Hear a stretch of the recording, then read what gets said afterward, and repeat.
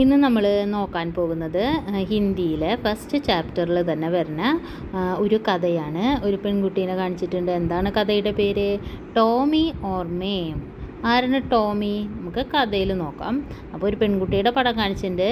എന്നിട്ട് എന്താണ് heading കൊടുത്തേണേ? Tomy or മേം. മേം എന്ന് പറയുന്നത് ഈ പെൺകുട്ടീനെ ആയിരിക്കും. അതായത് ഞാൻ എന്ന് ഉദ്ദേശിക്കുന്നത് ആ പെൺകുട്ടിയാണ് പറയണേ.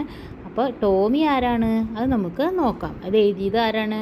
ഈ ടോമി ഓർ മേം എന്നുള്ള കഥ എഴുതിയിരിക്കുന്നത് ആരാണ്? പ്രോയിത്തി റോയ്. അപ്പോൾ അതിലെന്താ പറയണേ? മേം നീതു ഹും. എന്താ പറയണത്?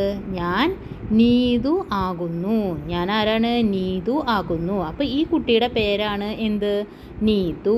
അപ്പോൾ ഈ കുട്ടി എന്താ പറയണേ? ടോമി ഓർ മേം എന്നാണ് ഹെഡിങ്. അപ്പോൾ ടോമി ആരാന്നുള്ളത് നമുക്ക് നോക്കാം. മേം നീതു ഹും, അതായത് ഞാൻ നീതു ആകുന്നു. വഹ് സർദിയോം കി രാത് ഥി. വഹ് സർദിയോം കി രാത് ഥി. സർദി എന്താണ്? തണുപ്പ്. അപ്പോൾ അത് സർദിയോം കി രാത് ഥി, നല്ല തണുപ്പുള്ള രാത്രിയായിരുന്നു. ഈ ചിത്രത്തിൽ നമുക്ക് ടോമി ആരാന്ന് പിടികിട്ടി. ആരാണ്? നായക്കുട്ടി അല്ലേ?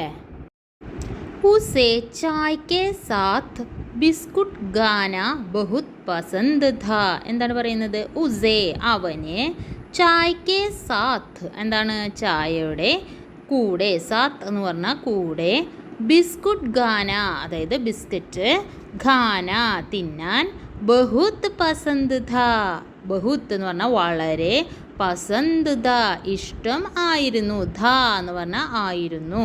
അപ്പോൾ ഉസേ അവന്, ചായക്ക് സാത്ത് ചായയുടെ കൂടെ, ബിസ്കുട്ട് ഖാന അതായത് ബിസ്ക്കറ്റ് തിന്നാൻ, ബഹുത് പസന്ത് ഥ വളരെ ഇഷ്ടമായിരുന്നു. പസന്ത് എന്ന് പറഞ്ഞാൽ എന്താണ്? ഇഷ്ടം. ഓർ മേരെ സാത്ത് ഖേൽന അതായത് എന്താണ്? ബിസ്ക്കറ്റ് തിന്നാൻ മാത്രമല്ല, ഓർ മേരെ സാത്ത് ഖേൽന എൻ്റെ കൂടെ, സാത്ത് കൂടെ, ഖേൽന കളിക്കാനും എന്താണ്? ഇഷ്ടമാണ്. പങ്കേക്ക് നീച്ചെ സോന പിന്നെന്താണ് ഇഷ്ടം? പങ്കേക്ക് നീച്ചെ സോന.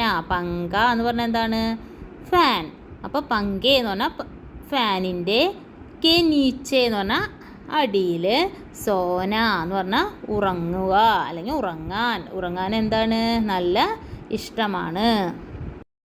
ഓർ കിതാബ് പഠന എന്താണ്? കിതാബ് പഠന. പിന്നെ എന്തിനാണ് ഇഷ്ടം? കിതാബ് പുസ്തകം, പഠന പഠിക്കാൻ.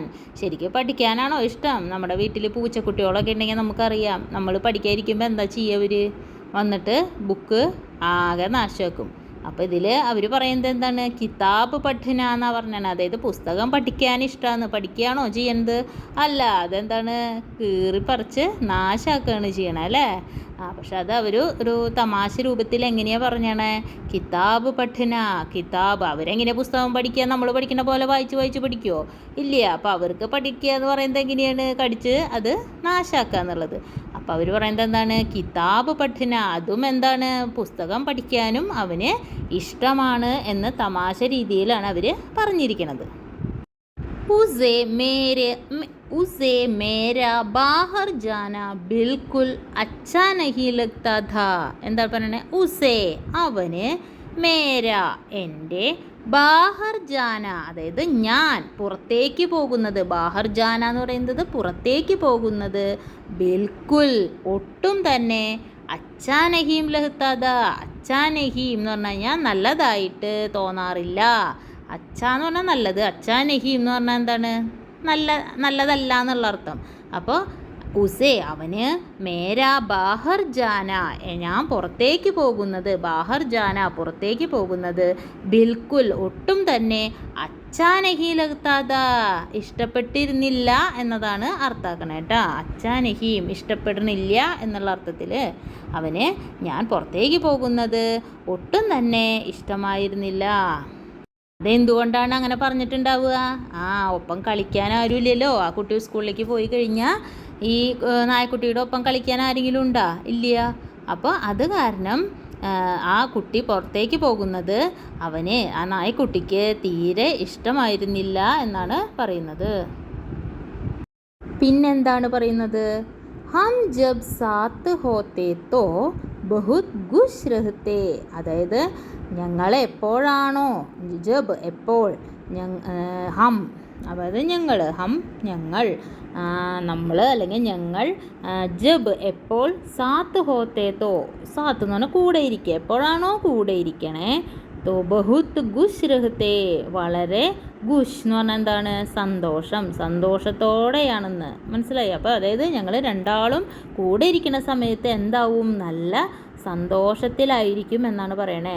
ഹം ജബ് സാത്ത് ഹോത്തേ തോ, ഞങ്ങൾ എപ്പോഴാണോ, ജബ് എപ്പോഴാണോ, സാത്ത് ഹോത്തേ തോ കൂടെ ഒരുമിച്ചിരിക്കുന്നത്, തോ അപ്പോൾ എന്താണ് ഉണ്ടാവണേ, ബഹുത്ത് ഖുശ് രഹത്തെ, ബഹുത്ത് എന്ന് പറഞ്ഞാൽ വളരെ, ഖുശ് എന്ന് പറഞ്ഞാൽ സന്തോഷം, രഹത്തെ സന്തോഷത്തോടു കൂടിയാണ് ഇരിക്കുക എന്നാണ് പറയണേ. അപ്പോൾ ഇതാണ് ഈ കഥ, ടോമി ഓർ മേം. അപ്പോൾ ഇതിൽ ടോമി ആരായിരുന്നു, നായക്കുട്ടിയുടെ പേരാണ് ടോമി. മേം എന്ന് പറഞ്ഞത് ഞാൻ ഉദ്ദേശിച്ചത് ഈ പെൺകുട്ടീനെയാണ് കേട്ടോ. ഇനിയിപ്പോൾ അടുത്തതായിട്ട് നമുക്കൊരു നായക്കുട്ടിയുടെ തന്നെ ഒരു കവിതയാണ് പഠിക്കാൻ വരുന്നത്. പില്ല എന്ന് പറഞ്ഞിട്ടുള്ള ഒരു കവിതയാണ് പഠിക്കാൻ വരുന്നത്. അത് നമുക്ക് അടുത്ത ക്ലാസ്സിൽ ഡിസ്കസ് ചെയ്യാം കേട്ടോ.